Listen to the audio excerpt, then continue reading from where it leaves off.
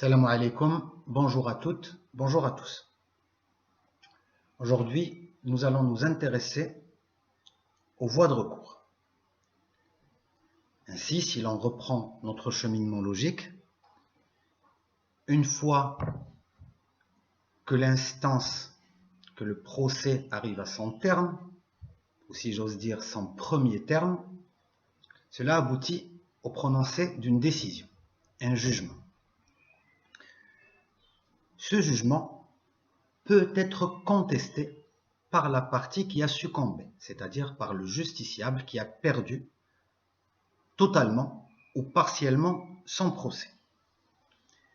L'idée derrière l'institution du voie de recours, c'est l'idée selon laquelle l'erreur est humaine. Errare humanum est. Ainsi, le législateur, dans le processus de réglementation du service public de la justice, prévoit au maximum l'objectivité, recherche cette objectivité, met en place des procédures, impose des délais, impose des façons de faire pour aboutir à une décision qui soit la plus objective possible. Il n'en demeure pas moins que ces procédures, que ces décisions sont menées, sont rendues par des humains. Et l'humain n'étant pas infaillible, l'humain étant faillible, il est possible que ces procédures soient entachées d'erreurs, de lacunes, d'omissions. Il est possible que les jugements soient également entachés d'erreurs, de jugements, ou voire même de mauvaise foi. Le législateur a donc prévu la possibilité pour la partie défaillante, la partie qui a perdu, de contester la décision qui a été rendue en sa défaveur. Ainsi, les voies de recours sont les suivantes: l'appel, l'opposition, la rétractation, la tierce opposition et la cassation. Mais avant d'en parler une à une, il est utile de s'attarder sur les différentes classifications qu'a opéré la doctrine en matière de voies de recours. Et on se rend compte qu'il y a plusieurs types de classifications. On peut ainsi parler de voies de recours, ou plutôt voies de rétractation d'un côté, et voie de réformation de l'autre. La voie de réformation, c'est celle qui consiste à demander à une juridiction supérieure de revoir la décision qui a été rendue en première instance, en fond et en droit, en fait et en droit. L'appel est l'archétype des voies de réformation. De l'autre côté, nous avons les voies de rétractation qui consistent à demander au même juge qui a rendu la décision contestée de la retirer, partant du principe que cette décision a été élaborée en violation de la loi, par exemple. L'opposition est un exemple de ces voies de rétractation. Cette classification a été contestée par une partie de la doctrine, étant donné que la tierce opposition peut tantôt être une voie de rétractation, tantôt être une voie de réformation, et parce que la cassation échappe à ces deux cadres strictement définis. Deuxième classification que l'on peut évoquer, c'est celle qui consiste à distinguer les voies d'annulation des voies de dévolution. La voie de dévolution, c'est celle qui consiste à soumettre le litige une nouvelle fois à une autre juridiction pour qu'il soit revu en fond et en droit. Alors que la voie d'annulation consiste à demander l'annulation pure et simple de la décision attaquée parce qu'elle aurait été prise en violation ou en méconnaissance d'une règle de droit. Nous avons une troisième classification qui consiste à distinguer entre les voies normales et les voies particulière. Cette classification n'est pas particulièrement suivie dans la doctrine, elle est surtout défendue par le doyen Héron, qui estime que l'appel et la cassation sont des voies de recours normales, toutes les autres étant des voies de recours particulières.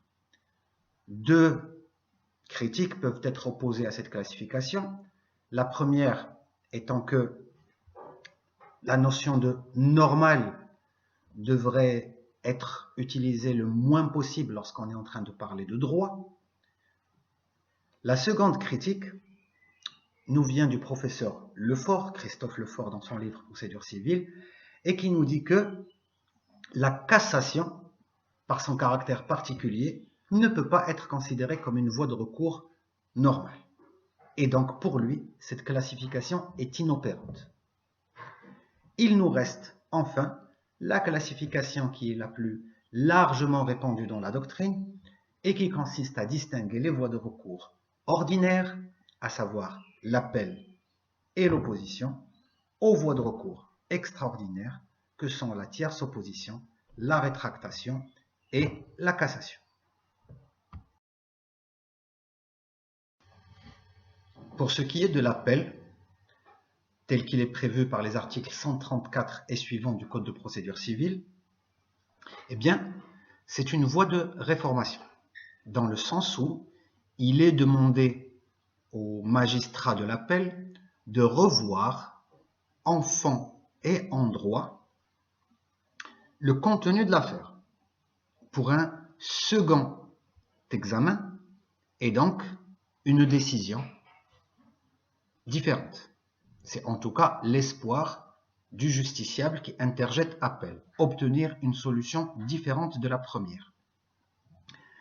L'appel peut également être une voie d'annulation, puisque cet examen en appel permet de sanctionner d'éventuelles irrégularités dans l'application des règles de droit, dans l'application des procédures. L'appel, selon les termes de l'article 134 du Code de procédure civile, est, pourrait-on considérer, le lieu commun du voie de recours, ou la norme principale, puisqu'il est écrit que l'appel est de droit, l'appel est possible pour les justiciables dans toutes les situations, à l'exception de celles qui sont expressément prévues par la loi, c'est-à-dire les situations où d'autres voies de recours sont expressément prévues par la loi, ou alors des situations qui sont expressément exclues du domaine de l'appel. Il est à savoir que toute personne peut interjeter appel sous deux conditions. La première, c'est qu'elle ait intérêt. Ici, avoir intérêt veut dire que l'on a succombé totalement ou partiellement au jugement rendu en première instance. La deuxième condition, c'est que cette personne n'ait pas acquiescé au jugement, n'ait pas commencé l'exécution du jugement, qu'elle n'ait pas encore entaché ses possibilités de voie de recours. Pour faire appel, le législateur prévoit qu'il y a un délai légal ou un délai de principe.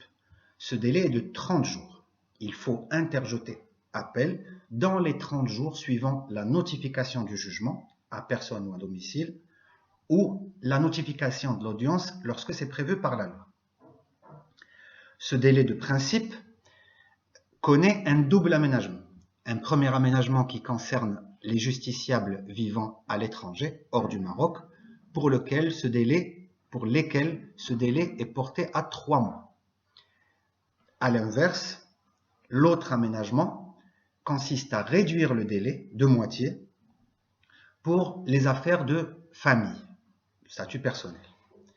Le délai ici sera de 15 jours. Il est à savoir aussi que il n'est pas possible de présenter des prétentions nouvelles en appel. Les magistrats de l'appel auront à revoir les points qui ont été traités en première instance. Il y a un principe dit de l'irrecevabilité des prétentions nouvelles en appel, ou de l'interdiction des prétentions nouvelles en appel. Il est à savoir aussi que, d'un point de vue purement procédural, l'appel est formé devant ou il est transmis au greffe du tribunal de première instance ou il est transmis par le greffe du tribunal de première instance aux chambres des appels près du tribunal de première instance pour les affaires prévues par l'alinéa 1er de l'article 19 du Code de procédure civile, à savoir les affaires dont la valeur est inférieure à 20 000 dirhams. L'appel ici se fait devant les chambres des appels près des tribunaux de première instance. Pour les autres cas, c'est-à-dire si la valeur est supérieure à 20 000 dirhams ou si la valeur est indéterminée, la requête formant appel est transmise au greffe de la cour d'appel compétente. L'appel, une fois qu'il est interjeté, va avoir deux effets. Premièrement, un effet suspensif, dans le sens où, une fois que le jugement de première instance est rendu, un délai d'1 mois court pour permettre à la partie défaillante de faire appel. Eh bien, l'exécution du jugement de première instance ne pourra pas avoir lieu pendant ce mois, ou 15 jours lorsqu'il s'agit des affaires familiales. Ensuite, une fois que cet appel est interjeté, eh bien, l'exécution ne sera pas possible pendant la procédure d'appel. Donc, double effet suspensif, pendant le délai légal dans lequel il est possible de faire appel, et ensuite, une fois que cet appel est interjeté, pendant la procédure. Il ne sera possible d'obtenir une exécution du jugement de première instance qu'avec une décision judiciaire, qui va contredire donc le principe de suspension de l'exécution. Le deuxième principe, c'est le principe dévolutif, c'est-à-dire que l'on va soumettre le jugement de première instance à une deuxième juridiction, ce qui va lui permettre de revoir cette décision dans son fond, dans les faits et dans le processus d'élaboration. Outre ces deux effets, l'appel, une fois qu'il est mené, aboutit à une décision. Cette décision va soit confirmer le jugement rendu en première instance, soit l'infirmer. Et ici va se poser la question de l'exécution. En effet, lorsqu'un jugement est confirmé, l'exécution de celui-ci se fera par le tribunal qui a rendu la décision attaquée, le tribunal de première instance qui avait rendu la décision attaquée. Cette décision a donc été confirmée en appel et l'exécution va appartenir au tribunal qui l'a rendue en premier. Si par contre la décision attaquée, la décision en première instance qui a été attaquée, vient à être infirmée, il y a deux possibilités. Si c'est une décision qui a été infirmée par les chambres des appels, c'est-à-dire les cas où l'affaire a une valeur inférieure à 20 000 dirhams, l'exécution de cette décision infirmée va appartenir au tribunal de première instance qui l'a rendue. Alors que si la décision est infirmée par la cour d'appel, eh bien l'exécution va appartenir à celle-ci, la cour d'appel, ou à une autre juridiction par elle indique. Enfin, il est à savoir qu'il est possible d'évoquer. Il est possible pour les juridictions d'appel, que ce soit les chambres des appels ou que ce soit la cour d'appel, d'utiliser le droit d'évocation. De quoi s'agit-il? Eh bien, c'est la situation où la juridiction d'appel saisit d'un jugement rendu en première instance, mais uniquement saisit pour certains aspects, notamment contester un jugement rendu en première instance qui ordonne une mesure d'instruction ou contester un contredit de compétence. Eh bien ici, le juge d'appel n'est saisi que de quelques aspects du litige et non pas de tous les aspects du litige. Eh bien, si la juridiction d'appel estime que Ce jugement, en première instance, 1, doit être infirmé. Et 2, l'affaire en son entièreté est en état d'être jugée. Eh bien, cette juridiction d'appel peut évoquer, c'est-à-dire qu'elle va infirmer le jugement tout en se prononçant sur un jugement, sur une décision, qui va mettre une fin définitive au litige.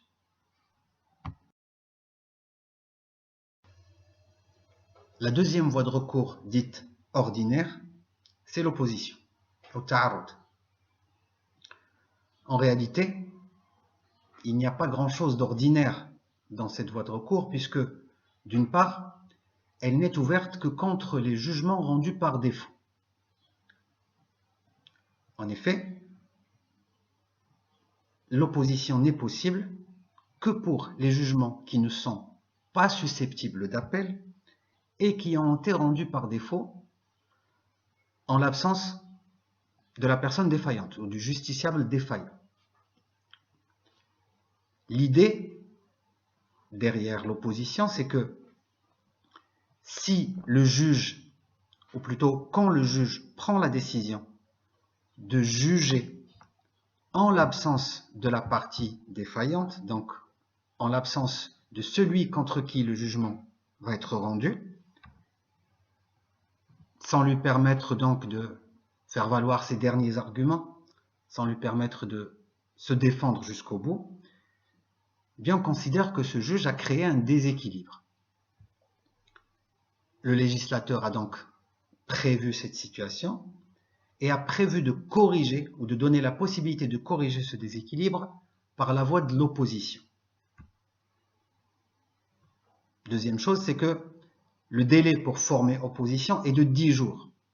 On est donc loin du délai ordinaire pour faire appel qui est de 30 jours.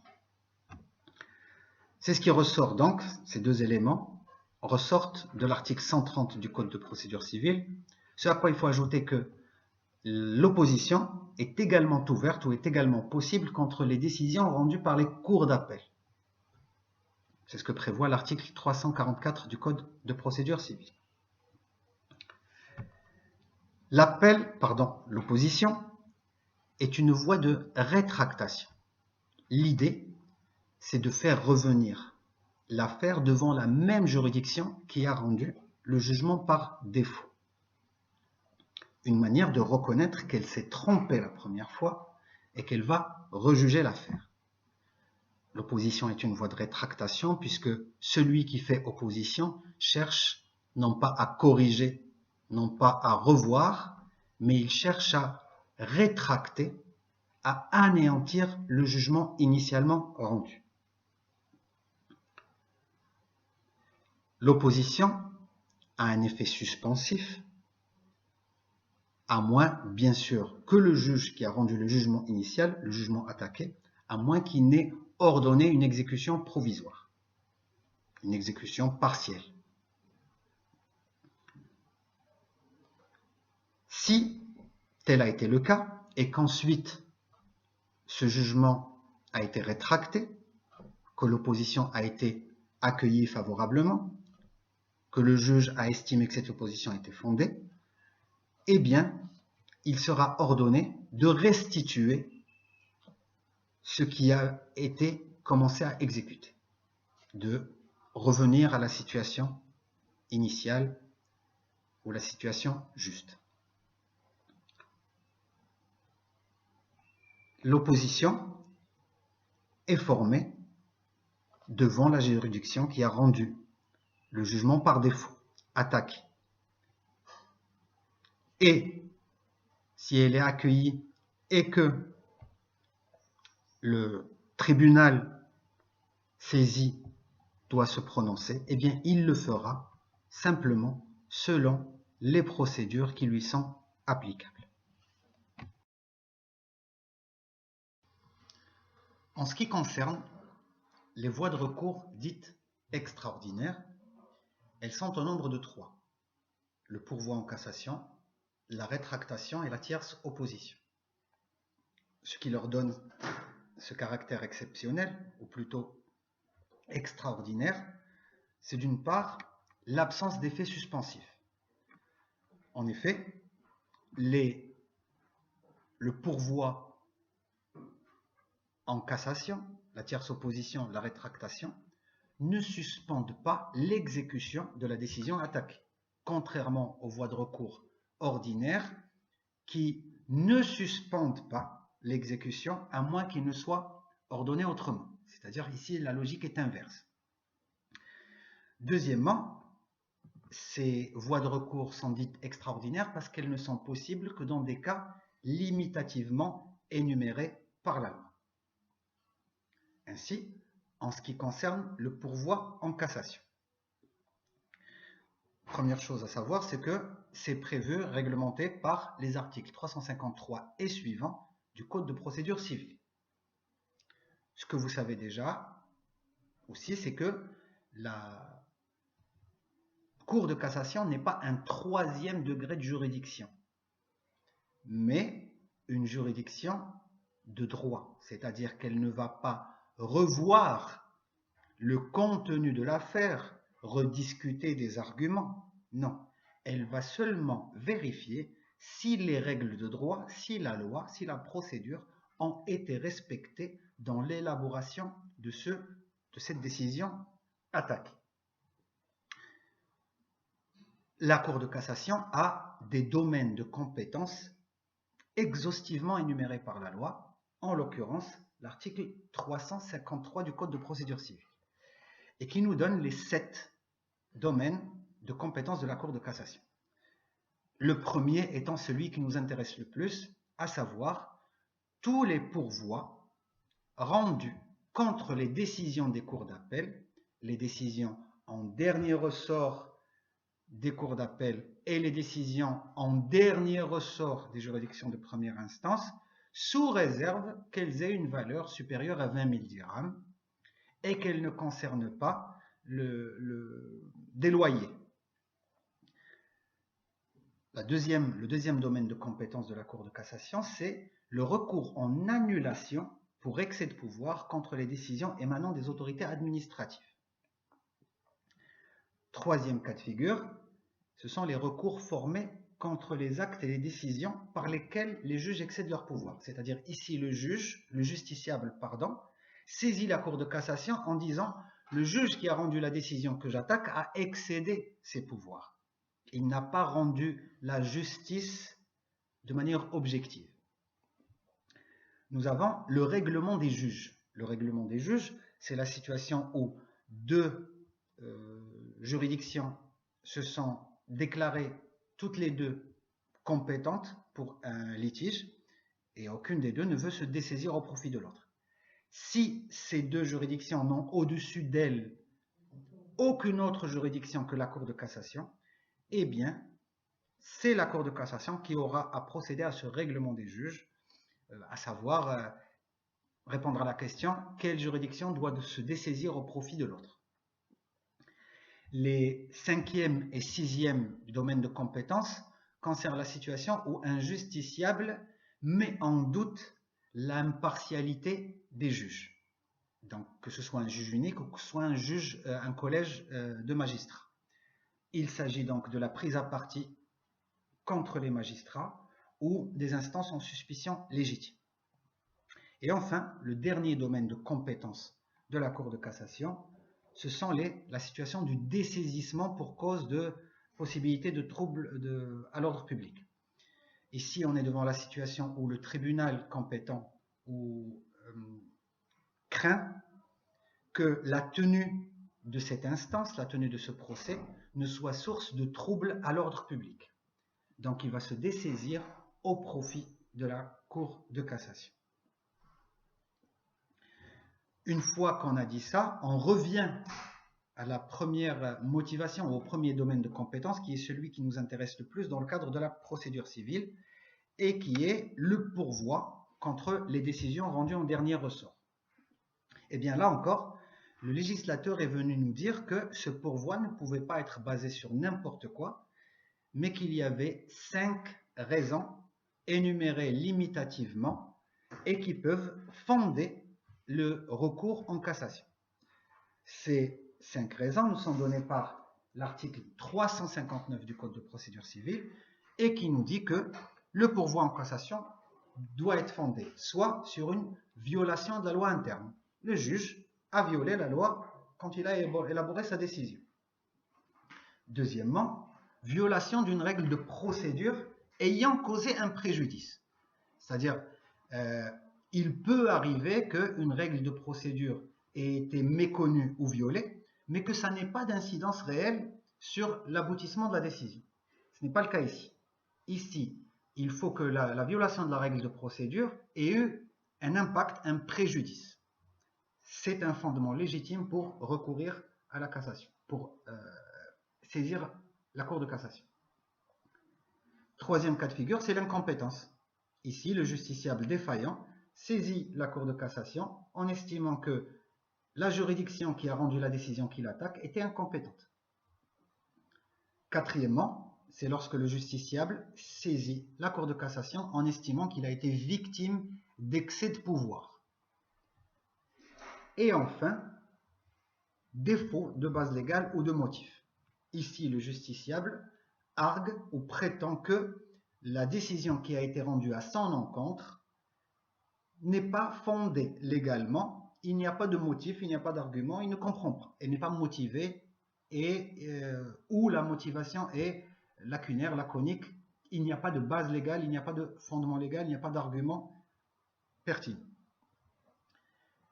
Ce sont les 5 cas qui peuvent fonder le recours en cassation contre des décisions rendues par les juridictions du Maroc en dernier ressort. D'un point de vue purement procédural, la Cour de cassation est saisie par une requête écrite. Cette requête écrite est introduite auprès de la Cour d'appel, auprès de la juridiction dont la décision est attaquée. C'est cette Cour qui va s'occuper de transmettre la requête à la Cour de cassation avec tous les documents qui sont censés l'accompagner.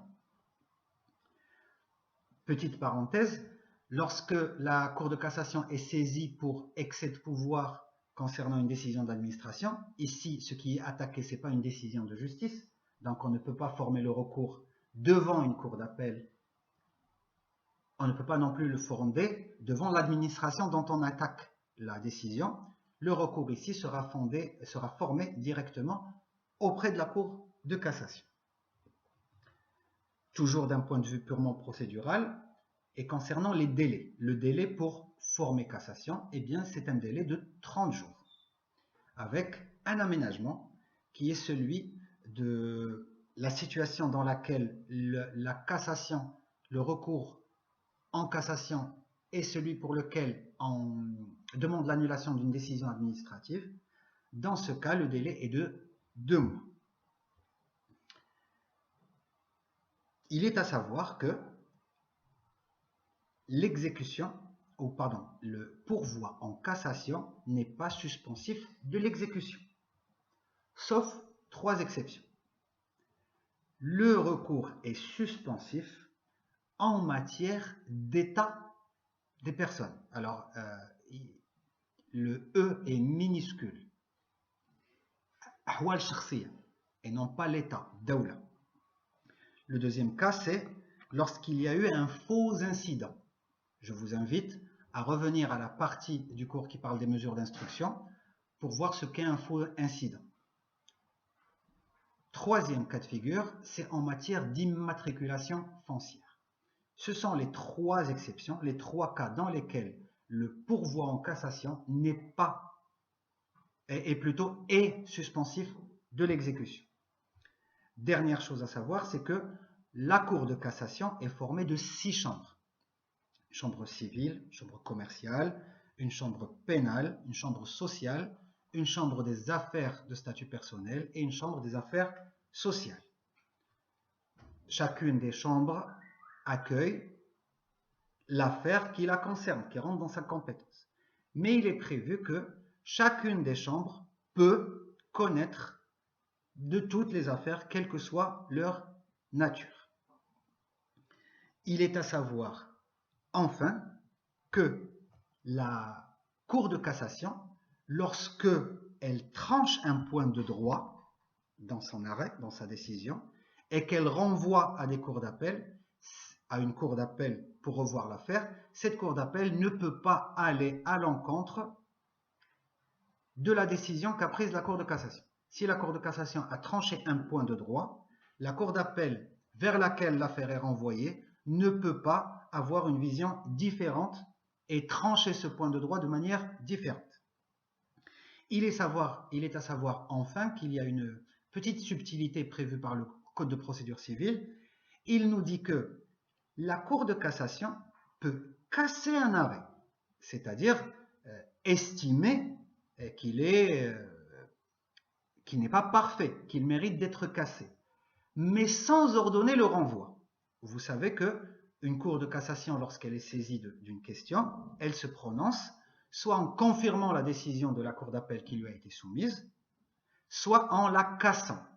Si elle la casse, elle renvoie à une autre cour d'appel, la même ou une autre, pour que l'affaire soit rejugée. Mais il est possible que la Cour de cassation estime que la décision doit être cassée, mais qu'il n'y a plus rien à juger. Et dans ce cas, elle peut procéder à la cassation sans renvoi.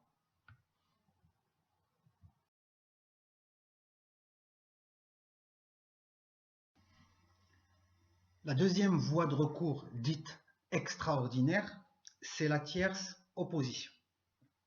C'est une voie de recours prévue par le Code de procédure civile dans ses articles 303 à 305 et qui est une possibilité ou une voie de recours possible, non pas pour les deux parties du litige initial, mais pour un tiers, une personne qui était étrangère au litige initial, qui n'a pas été appelée, qui n'a pas été impliquée dans le litige initial, mais une personne qui a des liens juridiques avec une des deux parties et qui estime que le lien juridique qui l'unit à l'une de ces parties a été altéré par le jugement qui a été rendu. Pour dire les choses simplement, un tiers qui estime que le jugement qui a été rendu entre deux personnes tierces, deux personnes au procès initial, que ce jugement lui est préjudiciable. Cette personne, donc si elle arrive à prouver le lien juridique qu'elle a avec une des parties, si elle arrive à prouver le préjudice, et si bien entendu elle cumule les trois conditions d'accès au juge, cette personne peut former une tierce opposition, une voie de recours ouverte au tiers. Il est à savoir que cette voie de recours est introduite dans les mêmes conditions que les demandes introductives d'instance, les requêtes introductives d'instance. Dans ce sens, je vous invite à revenir à cette partie du cours qui explicite le contenu et la manière de procéder pour introduire une action, les demandes principales en l'occurrence. Il est à savoir aussi que lorsque cette tierce opposition est admise, eh bien, elle n'a d'effet que pour le tiers opposant. Si le juge accepte la tierce opposition et prononce une décision en faveur de ce tiers opposant, une décision qui change la décision première, eh bien, ça n'aura d'effet que pour l'opposant, que pour le tiers opposant. Ce qui était dans le jugement initial continuera à produire ses effets pour les deux parties initiales du litige. Un effet relatif, uniquement pour le tiers opposant. Il est à savoir aussi que si la tierce opposition est refusée, rejetée, eh bien le tiers qui l'a présenté, sans fondement donc, s'expose à une amende qui peut aller jusqu'à 500 dirhams.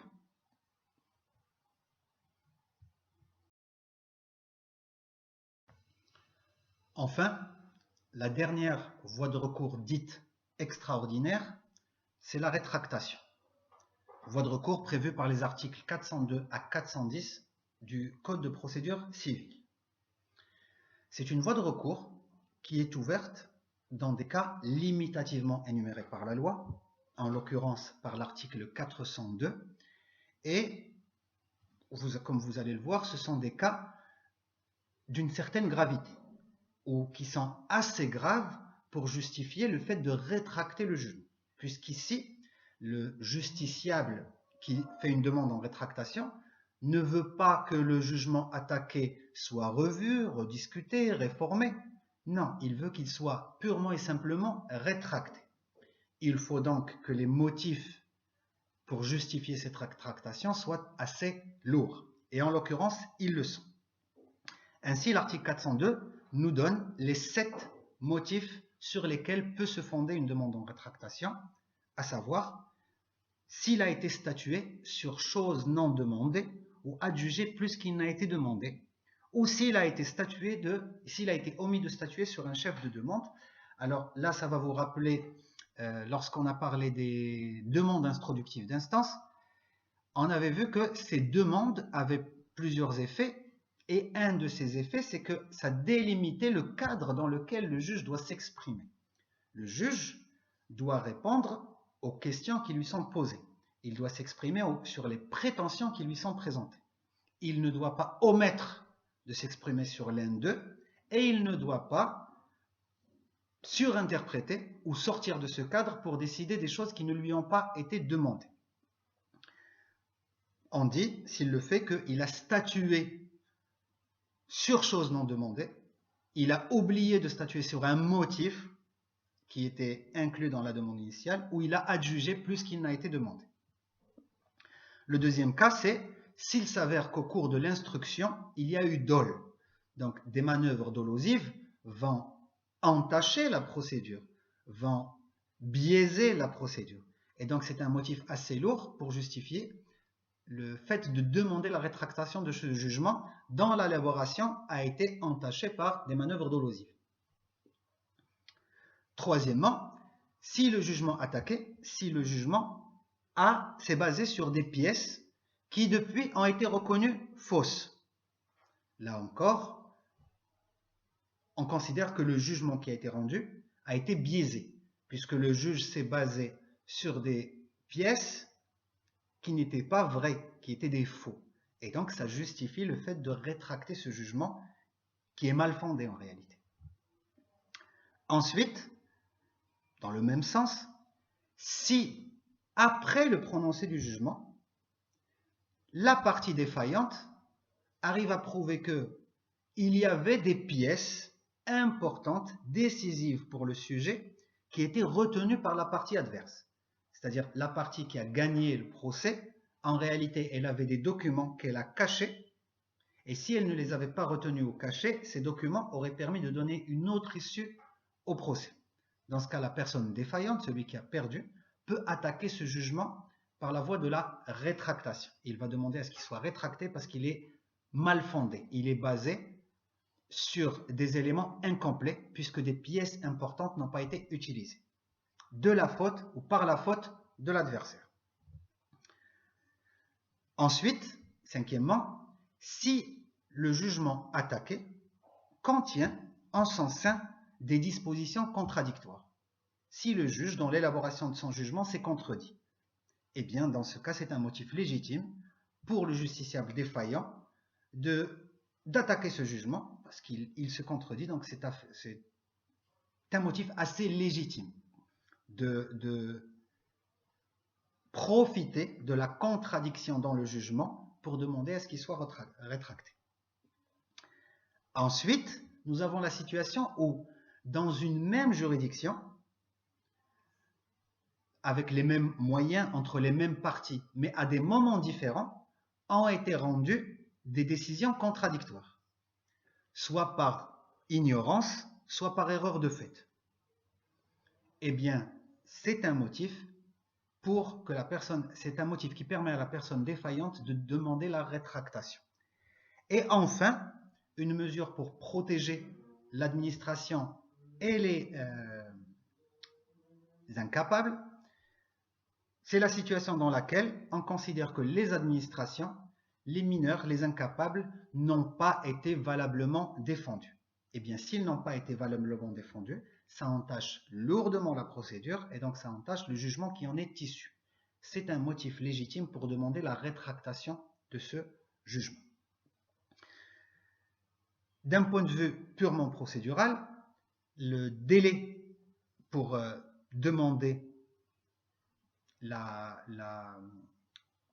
rétractation est le délai de droit commun et la forme pour le faire, c'est la forme de droit commun, c'est-à-dire la forme par laquelle sont introduites les requêtes introductives d'instance. Je vous invite à retourner à cette partie du cours qui parle des demandes introductives d'instance. La rétractation est introduite dans les mêmes formes. Il est à savoir également que la rétractation ou la procédure de rétractation fait revenir le jugement ou le litige devant la même juridiction qui a rendu le jugement initial, le jugement attaque, voire même devant le même juge qui a rendu le jugement attaque. C'est ce qui ressort des dispositions de l'article du Code de procédure civile, article 402 à 410. Il est à savoir également que, comme les autres voies de recours extraordinaires, la rétractation n'a pas d'effet suspensif, à moins que le juge n'en ait ordonné autrement.